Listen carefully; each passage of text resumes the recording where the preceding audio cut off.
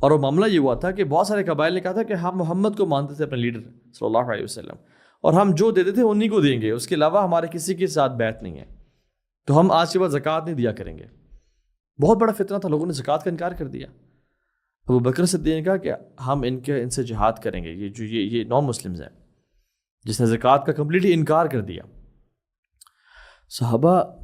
سارے اکٹھے ہو گئے اور کہا ابو بکر صدیق ہم اس پوزیشن میں نہیں ہیں، رسول اللہ ہیز جسٹ پاسڈ اوے، ہم بہت سارے بیٹل فرنٹس پہ کھڑے ہیں، ہمارے لشکر بہت جگہوں پہ موجود ہیں، اگر ہم نے ایک نیا مسئلہ چھیڑ دیا تو بہت مسئلہ ہو جائے گا، پلیز ٹرائی ٹو انڈرسٹینڈ، ابھی نہیں۔ In the hindsight Abu Bakr was right, he said it's now or never, اگر ہم نے اس فتنے کو ابھی کرٹیل نہ کیا اور مت رکا تو پھر، اینڈ سبحان اللہ Abu Bakr had the courage to go against the majority and go against everybody, he was alone۔ اور یہ بھی فیئر ہوتا ہے نا کہ اگر میں غلط ہو جاؤں یا مسلمانوں کو ڈیمیج فیس کرنا پڑے، بہت سارے صحابہ شہید ہو جائیں تو سب مجھے ہی کہیں گے نا۔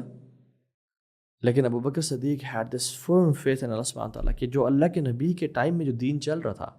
اور جو زکوٰۃ دیتے تھے، تم میں سے کوئی شخص ایک رسی کے برابر بھی وہ نہیں دے گا تو میں اسے قتال کروں گا۔ اور جب عمر خطاب ہے اور کہا ابو بکر صدیق دیکھیں سمجھنے کی کوشش کریں، حالات ابھی بہت ٹف ہیں۔ ابو بکر صدیق نے کیا کہا، رضی اللہ عنہ یا ابا بکر، عمر کی داڑھی کو پکڑا اور قریب کھینچا اور کہا اجبار فی الجاہلیہ خوار فی الاسلام، عمر جاہلیت میں بریو اور اسلام میں بزدل۔ اور ابو بکر صدیق نے عمر کی چھاتی پہ زور سے ہاتھ مارا، اور عمر بن خطاب کہتے ہیں کہ اس ٹائم ایسے لگا